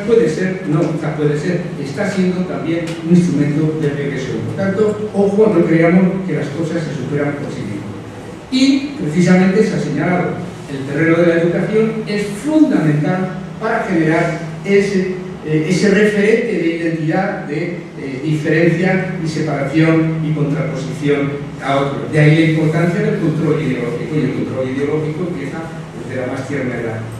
Y en ese sentido es muy importante ver cómo esos derechos universales que se reconocían, el derecho universal a la educación en igualdad de condiciones, por tanto los instrumentos de conocimiento, etcétera, que permiten que la persona vaya creciendo y comprender la realidad, tomándose su propio criterio, unido al otro derecho universal, que es la libertad de conciencia, y sobre todo en niños y jóvenes que está en formación, eso precisamente hoy está en entredicho, no solamente por las confesiones religiosas, sino por el enfoque lo que llaman hoy neoliberal de la globalización, es decir, la desregulación de los sistemas educativos, en la que dicen, fórmense pues cada comunidad y cada grupo que organice su propia educación, su propia ideología, bueno, lo que aquí luego veremos le llaman el carácter propio, el ideario de cada. Y además, lo han hecho con todo descaro. Me parece muy bien que haya laicos y laicistas, formar nuestra propia red de colegios, como si fuera una ideología particular y no un principio democrático, el laicismo, que es el que permite precisamente que podamos convivir las diferentes condiciones ideológicas sin, evidentemente, tener ni privilegio ni discriminación. Nosotros insistimos constantemente, el laicismo no es una ideología más progresista, es un principio democrático que debe difundir a todas las instituciones públicas. Y el sistema educativo, hoy por hoy, mañana cada vez está más desregulado, se pretende un mercado de la educación donde se ofrezcan diferentes productos, hoy sigue siendo todavía competencia de los poderes públicos y por tanto un sistema que debe permitir que el derecho a la educación sea igual y accesible a todos en las mismas condiciones y por tanto respeto en su seno a la libertad de conciencia. ¿Cuál es la situación en España de los privilegios? Hace poquito hay un instituto de la Universidad Complutense que se llama de Ciencias de las Religiones y el director del tal instituto decía que, bueno, que aquí se había superado lo que había sido el nacionalcatolicismo durante la dictadura de Franco, precisamente con los acuerdos y con las nuevas leyes educativas. Bueno, si en la educación el franquismo le dio el control ideológico por completo a la Iglesia y además dominaba sobre todo la enseñanza media, eran los colegios de pago de las distintas órdenes religiosas, en los acuerdos lo que dicen es que la religión se va a mantener en todo el sistema educativo. Por supuesto, en el sistema reglado, desde infantil, primaria, la secundaria, el bachillerato y la formación profesional. Incluso dice, los acuerdos estos los segundos acuerdos, que son los de asuntos de enseñanza y asuntos culturales, y empieza diciendo que se basa en la libertad religiosa, por tanto elimina el ámbito común de libertad de conciencia que tenemos todos los ciudadanos, lo pone como un hecho aparte, y además se apoya que hay un derecho fundamental y anterior a cualquier sociedad y Estado, que es el derecho de los padres a educar a sus hijos en sus propias condiciones. Y además dice que todo el sistema educativo deberá ser respetuoso con la ética cristiana. ¿Os cuenta? No solamente que haya clases de religión, sino que todo el sistema educativo, de hecho, si quisieran llevarlo hasta el último extremo, nos podrían denunciar, pues no sé, por hablar del divorcio o de admitir relaciones que no sean dentro del matrimonio canónico, todo lo que pertenece a la moral cristiana, porque dice que todo el sistema educativo debe ser respetuoso con la ética cristiana. Pero incluso, aunque nosotros llevamos la batalla, también permite que la Iglesia tiene derecho a crear departamentos de religión y teología dentro de las universidades públicas. Y aunque llevamos la batalla, ahora que ha habido denuncias, que gente nos consulta, de que hacen procesiones de Semana Santa con los niños dentro del colegio, o el otro día en el colegio de Murcia, una ofrenda floral, flores a María en el mayo, en el recreo, y aunque decimos, miren, una cosa es la clase de religión, como cuestión académica, y otra cosa son actividades religiosas. Bueno, pues los acuerdos dicen que también pueden desarrollar otras actividades religiosas dentro de los centros públicos. El problema es que ningún gobierno ha querido echar atrás, sino que, de hecho, las reformas educativas lo que han hecho es legalizar la LODE, la Ley Orgánica del Derecho a la Educación, lo que hace que aquello que eran subvenciones más o menos arbitrarias y tal, pues le da el carácter de conciertos con una contrapartida que nunca han cumplido, ¿no? Que tengan un régimen democrático interno los centros, pero los centros se rigen por su director y hacen de su cartón sano. Y evidentemente, no solamente, por tanto, se ha mantenido el tema de la religión, sino otra cosa que está fuera de los acuerdos, que ha sido otra de las vías, es el tema de los conciertos. Porque, aunque parezca que es otro tema, pues aquí sabemos que el 80% de los centros concertados son católicos, y como se les reconoce a su vez como empresa privada, y como se les reconoce que tienen derecho a definir su carácter propio, es decir, su ideario, por tanto tiene un porcentaje muy amplio de alumnado a los que se priva del derecho a la libertad de conciencia. Nosotros decimos que todavía se dice, ¿no?, que la enseñanza pública de titularidad pública sea laica. No, nosotros decimos el sistema educativo que debe responder al derecho universal a la educación debe ser todo el laico, porque todos los niños y jóvenes tienen derecho a que se respete su libertad de conciencia. Normalmente en la Constitución se apoya en el artículo 27, ya sabéis que dice los poderes públicos respetarán el derecho que tienen los padres a que sus hijos sean educados en sus propias condiciones morales y religiosas. No dice que sea en la escuela, pero dice en un capítulo dedicado a la enseñanza. Los acuerdos son los que dicen que será dentro de los centros escolares, también esa formación. Entonces, nosotros lo que decimos, nos parece que incluso dentro del ámbito privado de las familias es un atropello a un niño, pues igual que nos parece demencial que con 3 meses o 3 años lo hagan del Partido Comunista, el carnet del partido, porque yo que sé, o masón, pues nos parece demencial que lo afilien a una confesión religiosa, cuando no tiene capacidad y por tanto ya se está condicionando su propio desarrollo. Pero en todo caso, en las instituciones públicas, de ninguna manera. Estás hablando de un tema muy claro de los privilegios, sin embargo, indaga en un asunto filosófico, los que son filósofos aquí, que es la entidad del niño, que es un niño, ¿no? Es propiedad de los padres, en el sentido del propietario, de la cabeza de familia que impone sus ideologías, o es una persona en sí misma, aunque todavía no tiene desarrollada su capacidad de raciocinio, y precisamente para eso está la escuela, para fomentar esa libertad de conciencia, por esa naturalidad. Claro, en el fondo de esto parece que está ese problema. Mira, en esto hay que tener muy claro que incluso en la Declaración de Derechos Humanos e incluso en la Declaración de Derechos del Niño siempre han metido los bloques religiosos, que conste que ha sido ellos, el tema del derecho de los padres, que los papas han dicho que es además el derecho natural preferente frente a la sociedad, como si existiera el individuo y la familia al margen de la sociedad. Sabemos, por cuestión elemental, que el ser humano no se desarrolla sino en un grupo social humano, no es posterior a la sociedad. Pero, sin embargo, en la propia Declaración de Derechos del Niño, sobre todo en la Convención de 1989, se plantea que incluso el papel tutorial que tienen los padres sobre el niño en el desarrollo de su personalidad están obligados también a respetar su libertad de conciencia, y dice siempre que hay que respetar, que en todo caso se debe respetar el interés superior del niño, que incluso el carácter tutorial, que se preocupen de su educación, siempre debe ser respetado, y eso ha tenido sus múltiples interpretaciones, pero no hace mucho, incluso la Audiencia Nacional se vio obligada, para defender el derecho de un padre que estaban separados a que el hijo estuviera tiempo con él, y era de una secta religiosa pues distinta de la secta religiosa que era la madre, dijo que tenía derecho a que el niño estuviera con el padre, aunque en tanto en cuanto el padre se comprometía a que no lo iba a adoctrinar. Se entiende que tampoco la madre, que no debería haber preferencia de una confesión religiosa sobre otra.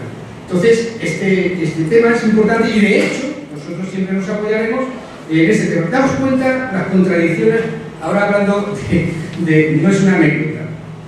Cuando el señor Gallardón nada más dimitió porque no quería reformar la ley del aborto, acordaos que hablaba de los derechos del nasciturus, del que aún no ha nacido, es decir, incluso de la celulita microscópica que puede llegar a ser o no ser un ser humano. Curiosamente, esta gente, cuando ya ha nacido, le quitan todos los derechos y dicen que son propiedad del padre. Yo pongo, aunque parezca chusco, el ejemplo de ese torero que cuando estaba toreando con la niña en los hombros, le dijeron, oiga, mi hija es mía y hago lo que quiero. No, señores, hay derechos reconocidos al niño, una vez sobre todo nacido, futuro ciudadano, tiene derechos el niño, el de la educación, el derecho del niño, no de los padres, y el derecho a la libertad de conciencia y a la formación libre, la libertad de conciencia es del niño y no de los padres. Bueno, vamos a aterrizar. Arrastramos esto, no se ha aterrizado hasta ahora. El PP, sabéis que cuando tenía mayoría absoluta hizo una ley denostada por todo el mundo, la 11, y hubo, digamos, se conjuraron todas las fuerzas políticas, de entonces todo el espectro político parlamentario, de que en el momento en que no tuviera mayoría absoluta el PP, habría una nueva ley de educación democrática y que hubiera un consenso sobre ella. Bueno, para eso se ha montado, sabéis, una subcomisión de cara a un presunto pacto educativo en la que se pongan qué bases de acuerdo a todo. Esa subcomisión ya ha cumplido 6 meses. Ha habido 80 comparecencias de diferentes y evidentemente hay intereses totalmente contrapuestos e imposibles de conciliar. La Iglesia no quiere renunciar de ninguna manera.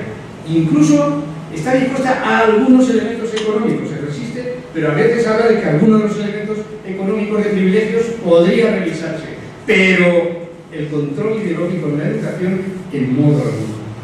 Y bueno, ahora se ha dado una prórroga de 2 meses. Algunos sospechamos, y hablando con distintos grupos parlamentarios, que es una manera de navegar la perdiz mientras dure lo que dure esta legislatura, pero por lo pronto ya dejaron sentado que había 2 temas que si se quería llegar a acuerdo había que aparcar y que había que eliminar de los posibles consensos. Uno es el tema de los conciertos y el otro es el tema de la religión en la escuela. De todas maneras, sabéis que se ha planteado una moción de libertad de conciencia religiosa, a veces porque les insistimos a hablar de que conciencia, porque conciencia tenemos todos, conciencia religiosa algunos. Sí que están planteando que es posible, si la cosa se alarga a la legislatura, llegar a cierto acuerdo. Creen en el espectro desde el PP hasta el PSOE, Ciudadanos, algunos decían que a lo mejor incluso podrían entrar Unidos Podemos, en que en el tema de la religión, o bien volver a la situación de la LOE, de no evaluable, algunos sectores del PSOE plantean dejarlo fuera del horario lectivo, pero eso implicaría, por tanto, dejarlo fuera del currículo, iría contra los acuerdos, y incluso un sector que quiere preservar la religión dentro del currículo y preservar los 20.000 profesores de religión actualmente existentes, unos 15.000 en la pública, 5.000 en la concertada, hablando de hecho religioso. Pero eso fue fundamentos totalmente fraudulentos. Dicen porque se trata el hecho religioso como asignatura obligatoria para todos, porque todos tenemos que desarrollar la competencia espiritual. Entonces, claro, algunos les dicen, miren, si entiende por competencia espiritual la capacidad humana de pensar, razonar, de crear arte, literatura, pues sí, es la competencia que nos hace humanos. Competencia espiritual religiosa, no todos la queremos ni la tenemos. Pero volvemos a hacer las típicas trampas para hecho religioso teóricamente confesional, dado por los mismos profesores que son confesionales, y además cuando hablan del currículo dicen, bueno, es que es nuestra cultura, confunden cultura con religión, y además como cultura estanca de un momento determinado, y decimos, miren ustedes, si es el hecho religioso, claro que está en la historia, claro que está en el arte, hay hechos religiosos, no un hecho religioso, no una doctrina colgada en el limbo, sino, bueno, también el desarrollo de la crítica de las religiones. Y en ese sentido, bueno, para que luego dejar, ¿qué están planteando? Pues están planteando prácticamente que, ya que parece, ya de esta mañana hacíamos mención al editorial del País de antes de ayer, que, bueno, que parece demasiado obsoleto mantener los acuerdos con la Santa Sede tal cual en el 79, que roza y choca incluso con principios de la propia Constitución, o como es muy ambigua, pues permite cualquier tipo de desarrollo. Que habría que ir a una nueva ley de libertad de conciencia, pero lo entienden como un marco en el que se redefinan las relaciones de cooperación, puesto que ahora somos una sociedad más plural con todas las confesiones religiosas en un plano de igualdad. Claro, sí, el otro día decía en el Parlamento del PP, igualdad no es igual que igualitarismo, ¿no? Porque quien tiene más peso es normal que tenga unas condiciones que no pueden tener los minoritarios, ¿no? Y además decía, estamos en un estado laico, decía, pero no laicista. No sé lo que entienden por laicista. Laicista es simplemente, como se ha dicho, defender el principio elemental de la laicidad de las instituciones públicas. Entonces, bueno, el problema gordo es que esto no es simplemente un resto del pasado, sino que entronca con los nuevos vientos de privatización, de regulación del sistema educativo. Por tanto, no nos extrañe que al mismo tiempo que defiende la competencia espiritual, también se defiende que una nueva ley educativa tiene que desarrollar la competencia financiera y económica, porque hay que saber moverse en el mercado, en la economía del mercado, y lo están planteando claramente, ¿no? Y por tanto, el problema es que lo anterior y antiguo, que es el papel de las confesiones dentro de la educación, sirve de punto de apoyo y palanca para el mercado educativo en el que se pueden y deben ofrecer todo tipo de sistemas ideológicos, y cada comunidad que se monte su propia red educativa, por tanto, frente a la red educativa única, pública, laica, que respete los derechos universales. Es decir, estamos en un momento en el que se están destrozando, parcializando, parcelando los derechos universales. También el de educación, también el de libertad, el derecho a la libertad de conciencia. Nada más. Podríamos resumir un poco, a partir de lo que ha dicho Fermín, que quizás el momento en el que estamos mirando hacia el futuro y no hacia el pasado, no estamos avanzando hacia un Estado laico neutral, sino que estamos avanzando hacia un Estado multiconfesional. Si no tenemos suficiente ya, vamos a acabar el asunto. Eso es lo que está ocurriendo y, según he entendido yo, eso es lo que está sobre la mesa en el pacto educativo mientras no se deroguen o se anulen los acuerdos del 79 y otras cosas. No contaban el... Solamente, mira, en el marco de ciencias de las religiones, la representante del PP lo que dijo es, sí, está muy bien, ya funciona muy bien, los acuerdos, la libertad religiosa. Lo que hace falta es no quitar la X en el IRPF, sino vamos a proponer que en el próximo ejercicio se pongan 7 casillas para darle cabida a las confesiones que llaman de notorio arraigo. Pero también están planteando que lo que tienen que hacer en todas partes, además de religión católica, meter en los colegios religión islámica, evangélica, hacer una campaña. Por tanto, efectivamente lo que está diciendo es una religión multiconfesionalidad, no la hay. Por eso, quizás convenga cerrar este debate con la aportación de Miguel Ángel sobre lo que significa realmente libertad de conciencia, porque es tan importante una ley de libertad de conciencia que no es lo mismo que libertad religiosa. Miguel Ángel es experto, ha trabajado estos temas y tendría que explicar aquí. En primer lugar, César, me vas a permitir un pequeño inciso, porque me gustaría agradecer públicamente tanto a ti como al profesor Sala el cariño y el acierto con el que habéis organizado el curso. Acercarse al micrófono.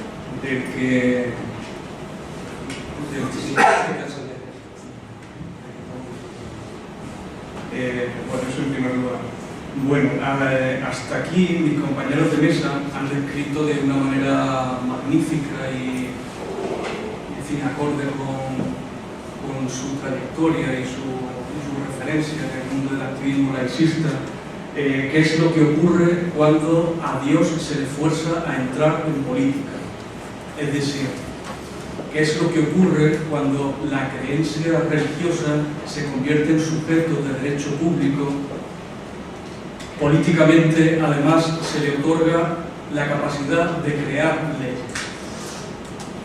Tanto es así, en el caso español, que el principal teórico del principio democrático de libertad de conciencia patrio, Gonzalo Puente Ojea, definió la situación en la que nos encontramos como criptoconfesionalismo, es decir, un confesionalismo real, pleno, hipernormativizado, que es la mejor manera de convertirse en impenetrable, como muy bien mis compañeros de mesa han descrito, en una parte solamente, un confesionalismo velado, encubierto, que tiene, no obstante, tres núcleos fundamentales. Uno es los acuerdos, el primer acuerdo de 1976, por cierto, 20 días después de que Adolfo Suárez tome posesión del cargo, parece que tenía prisa, urgía resolver la cuestión religiosa de una manera perentoria. En ese momento, en julio de 1976, la llamada transición a la democracia española no estaba resuelta en modo alguno y había temas que había que atar. Ese fue, por tanto, la piedra que cubría la bóveda de la cuestión religiosa, que luego se iba a desarrollar sencillamente. En el guión previsto entre bambalinas. Y, por supuesto, los acuerdos de 1971. Ambos acuerdos, no lo digo yo, lo dicen los propios acuerdos, actualizan el concordato de 1953. En segundo lugar, el segundo núcleo de ese criptoconfesionalismo se encuentra efectivamente en los artículos 16 y 27, fundamentalmente el primero, en su primer precepto y el tercero, que validan en el marco de las democracias europeas las leyes fundamentales del reino. Si hacemos un pequeño recorrido simplemente por 4 de ellas. En primer lugar, el fuero del trabajo de 1938, antes de que acabe la guerra, ya hay una referencia explícita a la cuestión religiosa para revertir todas las leyes laicistas de la Segunda República. Un pequeño paréntesis. 1938 fue un año fundamental en este sentido, porque el Vaticano envió a un nuevo nuncio que dio un impulso a lo que va a suponer posteriormente el nacionalcatolicismo. Fuero del trabajo del 38, el fuero de los españoles de 1945, donde había que validar el régimen ante la victoria de los aliados en la Segunda Guerra Mundial, la ley de sucesión de jefatura del Estado de 1946 y finalmente la ley de 1958, la ley de principio del movimiento nacional, donde el régimen se suelta el pelo y hace referencia por un lenguaje ampuloso a un nacional-catolicismo pleno y en todo su sentido. El tercer núcleo es la Ley de Libertad Religiosa de 1980, una ley que actualiza la ley del ejercicio del derecho civil a la libertad en materia religiosa de 13 años antes, es decir, de 1967. Este es el núcleo fundamental, que simplemente actualiza en sentido estricto y jurídico, lo recogen los propios textos, lo que ya se había hecho con la dictadura. Y por tanto, vivimos en una situación en la que mantenemos los privilegios como botín de guerra de lo que ocurrió a partir del 1 de abril de 1931. El resultado de este núcleo normativo en relación con el estatuto, algunos, los compañeros lo han desgranado de una manera detenida, el estatuto jurídico, económico, patrimonial, tributario, educativo, mediático, simbólico, sanitario, asistencial, societario de la Iglesia en España, que por antonomasia es la católica. Hubo que introducir al final del artículo 16.3 una referencia a las demás religiones para dejarlas tranquilas, ¿vale? Y luego en el 92 hizo una ley especial para ellos y todavía andan a vuelta a ver si consiguen lo mismo que la religión católica, pero la Iglesia por antonomasia es la católica. Es una situación donde los beneficios y los privilegios se han convertido en una suerte de derechos naturales muy útiles para alimentar el victimismo ante cualquier cuestionamiento. Leo, por ejemplo, un titular de prensa del viernes pasado, donde se dice: los obispos dicen que pedir que se sepa qué bienes han inmatriculado crea un clima de desamortización encubierta. ¿Vale? Si continuásemos la falacia de este argumento, pues poco menos que vendríamos a decir que pedir qué inmatriculaciones ha hecho la Iglesia Católica desde el 98 para acá es algo así como apelar a ese refrán de la tradición española según la cual la iglesia que más luce es la que arde, etc. ¿Vale? ¿Por qué ocurre todo esto? Pues básicamente lo podría sintetizar en 5 elementos. En primer lugar, y de una manera fundamental, la inclusión del nombre Iglesia Católica en el articulado de la Constitución española, ante la que se exige cooperación de los poderes públicos. Por cierto, el término cooperación se utilizó por vez primera en la Asamblea de Sacerdotes y Obispos de 1971, donde se dirimió lo que luego iba a ocurrir en los acuerdos. Exactamente ese término se utilizó. De hecho, el lenguaje en el que está expresado en los artículos de la Constitución española no son en modo alguno jurídicos, sino que tienen un sentido a veces bastante vulgar. Por ejemplo, se tendrá en cuenta las creencias de la sociedad española. ¿Se tendrá en cuenta? ¿Qué significa eso? ¿Se apela a un referente sociológico por definición cambiante para estatuir un principio jurídico? ¿Se tendrán en cuenta? O probablemente nos equivoquemos y simplemente esté incompleto. Se tendrá en cuenta corriente y no lo dice. ¿Vale?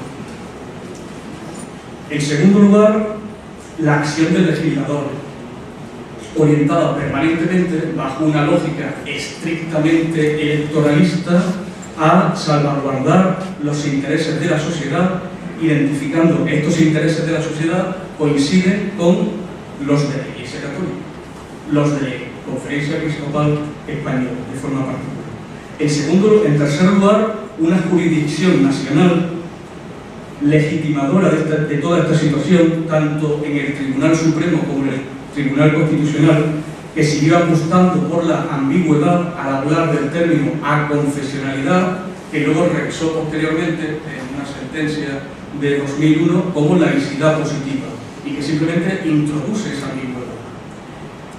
En cuarto lugar, la jurisdicción europea, que suele esconderse detrás de la doctrina del margen de apreciación nacional, margen que cuando es favorable a la Iglesia mayoritaria suele, término recientemente de moda en la política española, afinarse por parte de la jurisdicción local. Y por último, la ausencia casi plena de voces críticas entre la doctrina jurídica científica de mayor rango académico durante décadas, así como de movimientos sociales políticos que denuncian de forma sistemática el entramado de los privilegios de la Iglesia oficial en España, en sentido estricto hasta 2001 con la aparición de Europa Laica, en esa crítica sistemática de los privilegios. Bueno, hasta aquí un planteamiento que mis compañeros pues, han desgranado y han profundizado pues, de un modo pues, mucho más preciso, lo cual por mi parte me ahorra pues, entrar en determinados detalles. La pregunta que quiero lanzar es la siguiente, y por ello ahora sí César respondo a tu pregunta primera. ¿Cómo construir un Estado laico ante toda esta situación descrita? A mi juicio existen básicamente 3 estrategias para conseguirlo, no 3 tácticas, que ahora voy a describir también, sino 3 estrategias, no necesariamente contradictorias y por tanto claramente complementarias. La primera es asumir la estructura legal vigente y el marco teórico postsecular inducido, pero trabajar desde dentro para abrir el camino que contribuya a esclarecer las condiciones que permitan llegar a un proceso constituyente en el que el país resultante asuma la plena libertad de conciencia en la igualdad de todas las convicciones. Primera estrategia, y entiendo, como ahora voy a pasar a describir, es la estrategia fundamental que asume la Asociación Europa Laica. Otras 2 que acompañan. En segundo lugar, realizar un balance global de lo hecho en el pasado por el movimiento laicista español, con el fin de establecer continuidades y discontinuidades. Un balance que sea por completo ajeno al que hacen habitualmente sus enemigos, que se ocupan muy bien de difundir e incluso, me atrevería a decir, que de hacernos creer. Y en tercer lugar, replantear el marco conceptual asumido con sus diversos planteamientos teóricos y jurídicos para poder articular formas críticas de disolver las categorías con las que construimos, se refería Fermín al final de su intervención, a la pluriconfesionalidad, al multiconfesionalismo pretendido presente. Pues paso a desarrollar cada una de estas tres ideas. Respecto a la primera estrategia, la de trabajar desde dentro, la acción investigadora como contribución teórica sólida a la defensa de la libertad de conciencia es fundamental solo y solamente unida a la acción sociopolítica, capaz de transponer, aplicar en los poderes públicos estrategias encaminadas a la libertad de conciencia, es decir, a la defensa de la igualdad y de la no discriminación de todas las conciencias, que son, por definición, individuales, que corresponden a personas físicas y nunca comunitarias, es decir, personas jurídicas. Estas últimas, las personas jurídicas, las asociaciones, las comunidades, los colectivos, desde un punto de vista sociopolítico, solo pueden ser expresión de un particularismo identitario encaminados al control y a la uniformización de las convicciones individuales, y desde un punto de vista ontológico carecen de entidad óntica. Solamente la persona es un sujeto que puede tener conciencia, y solamente desde un punto de vista metafórico podemos hablar de conciencias colectivas, como por ejemplo el término conciencia de clase en el marxismo o en la tradición freudiana de Jung, de Carl Gustav Jung, la conciencia colectiva, solo desde el punto de vista metafórico. En este sentido, realizar campañas encaminadas a la derogación de la discriminación que supone lo que hemos descrito como el núcleo del confesionalismo jurídico español es fundamental. Y como decía, Europa Laica juega un papel de referencia en el activismo laicista español. Bueno, pues además de sus múltiples campañas, entre las que encontramos la devolución de bienes inmatriculados, la escuela pública y laica, la universidad pública y laica, que la Iglesia pague el IBI, la red de municipios para un Estado laico, no al estatuto privilegiado del Vaticano en la ONU, no a los símbolos religiosos en la administración, contra la financiación de las iglesias por parte del Estado, derogación de los acuerdos con la Santa Sede y el derecho a la cancelación de datos religiosos y apostasía, además de todos ellos, hay una iniciativa que pone en manifiesto con toda claridad la certeza en esta primera opción estratégica. La iniciativa es la propuesta por la Ley de Libertad de Conciencia lanzada por Europa Laica en febrero de 2009 al Estado y al conjunto de la sociedad. Una prueba de su acierto es el conjunto de estribaciones que desde ese momento ha tenido. El más reciente pues también se refería Fermín. La semana pasada se votó en el Congreso una resolución para votar algo que pudiese contribuir a revisar e incluso derogar la Ley de Libertad Religiosa, no en el sentido coincidente plenamente de la propuesta de Europa Laica. Se consideraba adecuado que si bien la Ley de Libertad Religiosa y de Culto que cita el artículo 16.1 de la Constitución ha tenido un desarrollo normativo, la libertad ideológica no lo ha tenido. Claro, el problema no es ese, no es que la otra se queda fuera y necesita igualmente, sino que es la propia Ley de Libertad Religiosa y no necesita una revisión, sino una derogación conforme a lo que dice el artículo 10.2 de la Constitución, que es el precepto hermenéutico para entender el conjunto de la Constitución, que es su referencia a la Declaración Universal de los Derechos Humanos.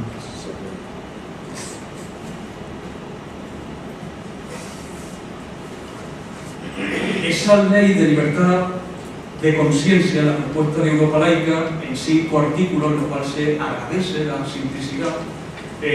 Tiene su artículo 1 como referencia la laicidad del Estado, como forma de entender la aconfesionalidad y la neutralidad, una neutralidad que no trata todas las creencias por igual. Evidentemente hay un referente epistemológico, no todo es verdad y no todo es válido, pero sí que se hace referencia a un principio de tolerancia en el ámbito público para presentar en condiciones de igualdad todo tipo de creencias, en el ámbito público, ¿vale? No en el ámbito privado.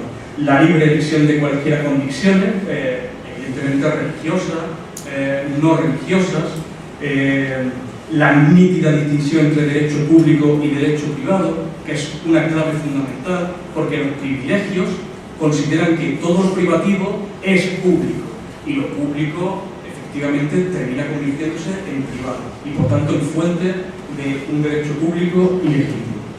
En el artículo 2 se describe el contenido de la libertad de conciencia, en el artículo 3 la regulación societaria de los colectivos en los que se organizan las diferentes convicciones, digo, religiosas y no religiosas, y en el artículo 5 la libertad de conciencia en el sistema educativo, que es una de las claves fundamentales de batalla de toda defensa de la libertad de conciencia y en el ámbito de la religiosidad en el que tratamos, por tanto, del Estado de Derecho. Todo eso lo que respecta a una primera estrategia, pero me gustaría presentar 2 más. La segunda estrategia, la revisión de continuidades de lo que hemos hecho el movimiento laicista hasta aquí, sin olvidar lo que se hizo en la Primera República, sin olvidar todos los hombres y todas las mujeres del republicanismo español, hasta culminar en la Segunda República Española, sin olvidar el referente normativo de la Segunda República Española, tanto en su artículo 3, 26 y 27 de la Constitución del 9 de diciembre del 31, como en su desarrollo normativo posterior. La cuestión es hacer un balance progresista del principal referente laicista que tenemos nosotros. A veces nos pasamos demasiado tiempo mirando otros referentes, como el máximo modelo.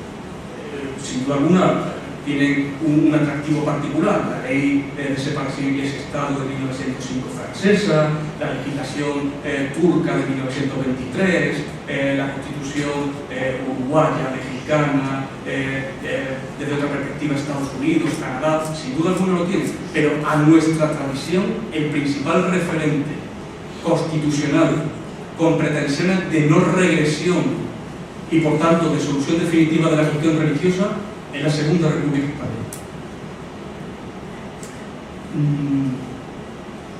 ¿Qué ocurre? Que la criminalización del laicismo de la Segunda República se tuvo como bandera durante la llamada transición a la democracia. Y esa es la historia que se nos ha vendido, esa es la situación en la que nos encontramos, y esa es la desmemoria a la que se nos ha inducido. Y por ello el laicismo actual necesita hacer un balance de lo que hemos hecho hasta ahora, de su articulado constitucional, del desarrollo normativo, si pretendemos establecer lo que queremos ser en el futuro, dibujando con claridad las condiciones del nivel del debate público, los aliados y los enemigos. Entre los primeros no se encuentra, entre los aliados no se encuentra la democracia del consenso, el régimen del 78, claramente. Entre sus enemigos no se encuentra el pueblo político, en un sentido progresista, ¿vale? El pueblo político, no los partidos políticos de carácter progresista. Y en medio se encuentra el pueblo electoral, es decir, la ciudadanía, en su gran mayoría adormecida por el capital financiero y sus medios de comunicación, a los cuales, por cierto, la religión oficial ha sabido integrarse sin ningún problema. Pues creo que eso es una tarea pendiente que tenemos. Y en tercer lugar, entiendo que como ideal regulativo se debería revisar incluso el artículo 18 de la Declaración Universal de Derechos Humanos. según el cual hay que asegurar el derecho de libertad de pensamiento, de conciencia y de religión. Por lo siguiente, ¿por qué hay que incluir como derecho fundamental la libertad religiosa? Cuando he presentado esta tesis en foro jurídico delante de especialistas de derecho eclesiástico del Estado, que es la denominación académica en España de lo que en otros países es sencillamente derecho público, se han echado las manos a la cabeza, no han encontrado objetos contundentes que lanzarme, pero los han buscado. Entiendo que este es el núcleo del problema para alcanzar el Estado laico, donde convergen la mayor parte de argumentaciones y donde chocamos una y otra vez. Catalogar la libertad religiosa como derecho fundamental facilita el camino hacia un estatuto de leyes especiales, donde lo privativo, decía, acaba convirtiéndose en público y lo público en privado. La pregunta es la siguiente: ¿por qué reconocer el derecho de libertad religiosa como derecho fundamental más allá de su reconocimiento como principio de no discriminación, junto con la raza, la nacionalidad, el sexo, la religión, ¿vale?, ya incluido en el artículo 2 de la Declaración Universal? ¿Acaso lo que pretende proteger jurídicamente la libertad religiosa no está protegido ya en el resto de derechos fundamentales, como el derecho de expresión, de intimidad, de reunión, de manifestación de pensamiento o de conciencia? Y la conciencia, como ámbito de las convicciones, es el conjunto en el que se integra como subconjunto la convicción religiosa, sin más. ¿Por qué? Hay que hacerlo especial. Como presupuesto para poder fundamentar posteriormente los privilegios en función de cómo se resuelve en cada casa, por ejemplo en España, en Francia, en Italia, en Rumanía, en Portugal. ¿Por qué la creencia religiosa debe tener un estatuto jurídico específico e independiente frente a la pluralidad de convicciones y creencias que constituyen el conjunto dentro del que se sitúa? ¿Cómo olvidar que la inclusión de la libertad religiosa en la Declaración Universal de Derechos Humanos se hizo exclusivamente gracias al lobby sionista amparado en el contexto de la Shoah? ¿Cómo olvidar? ¿Es la religiosidad antropológicamente y ontológicamente universal? Si lo es, la irreligiosidad, es decir, agnosticismo, ateísmo, indiferencia, ¿es una deformación? ¿Acaso el paraguas prestacional que todo Estado social y democrático de derecho otorga a los derechos fundamentales, todo derecho fundamental, el Estado no simplemente cuidará de que se cumpla, sino que moverá todo lo posible porque sea efectivo por parte de los individuos? Bueno, pues la cuestión es, ¿acaso ese paraguas prestacional del Estado social y democrático de derecho no corresponde a un derecho fundamental, como el que supuestamente es la libertad religiosa, de forma excesiva, desde el momento en que los titulares de tal derecho creen que el teólogo debe caminar por delante del jurista como el único que puede establecer principios que permiten contribuir al bien común, basado en el mayor de los bienes posibles? Y finalmente, la última cuestión para cuestionar la libertad religiosa como derecho fundamental: ¿cómo legislar con toda la problemática que mis compañeros de mesa han descrito? ¿Cuáles son los límites de un derecho fundamental que establece la inefabilidad, la unicidad de la verdad en una sociedad ideológicamente plural? Pues esas son las tres estrategias. Y nada más por mi parte.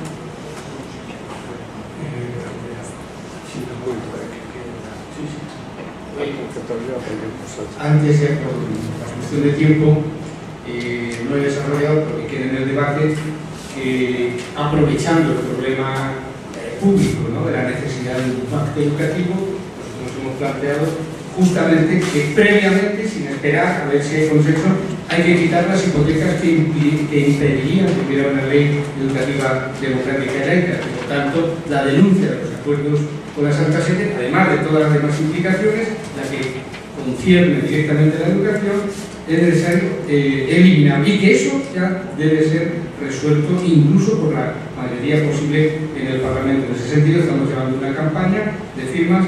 El texto lo tenéis ahí fuera en la mesa, y si queréis llevarlo para difundirlo entre gente conocida.